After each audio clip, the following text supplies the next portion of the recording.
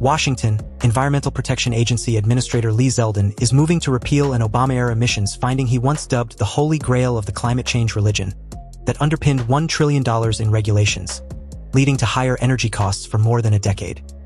Zeldin revealed plans to rescind the 2009 endangerment finding during a speech at an Indianapolis auto dealership on Tuesday, promising to end 16 years of uncertainty for automakers and American consumers, with the largest deregulatory announcement in U.S. history.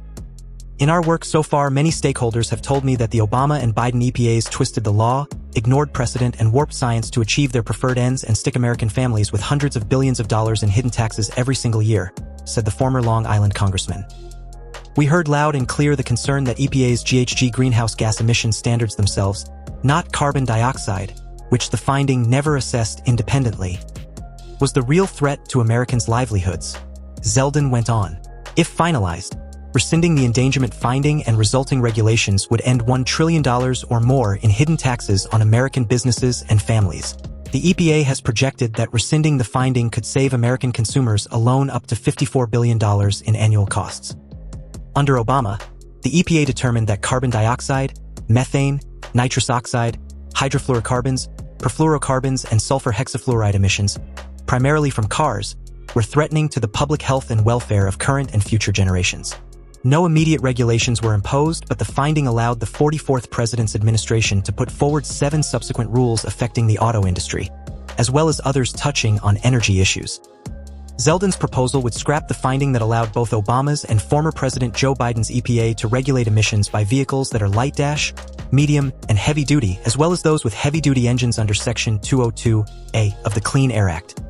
The rules began taking effect for light-duty vehicles, including cars, vans, SUVs, and pickup trucks, in 2010 but later ramped up to cover all models.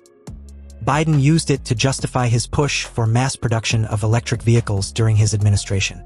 This electric truck mandate put the trucking industry on a path to economic ruin and would have crippled our supply chain, disrupted deliveries, and raised prices for American families and businesses, said American Trucking Association President Chris Spear, who joined Zeldin at the event alongside Energy Secretary Chris Wright and Indiana GOP Governor Mike Braun. Moreover, it kicked innovation to the curb by discarding available technologies that can further drive down emissions at a fraction of the cost. Democrats in Congress panned the move, with Representative Frank Pallone, Democrat, New Jersey, the ranking member on the House Energy and Commerce Committee, telling Politico it amounted to a despicable betrayal of the American people. President Trump and his EPA administrator are now pretending that climate pollution does not endanger human health or the environment.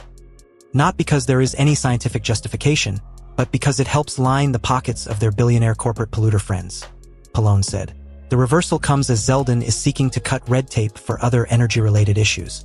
Several recent U.S. Supreme Court cases have aided Trump's EPA leader in limiting the agency's regulatory authority, including scrapping emission standards that controlled coal and gas power plants generating electricity.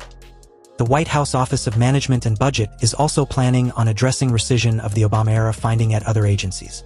Since the Obama EPA illegally issued its unconstitutional endangerment finding in 2009, more than half of the U.S. coal industry has been destroyed, electricity prices have soared, and the average price of cars has almost doubled, said Steve Milloy, senior fellow at the Energy and Environment Legal Institute and an advisor to Trump's EPA transition team. Where do wrongly terminated coal miners, wrecked coal industry-dependent communities, and ripped-off consumers go for redress of the injuries inflicted by a climate-hoaxed, crazed federal government?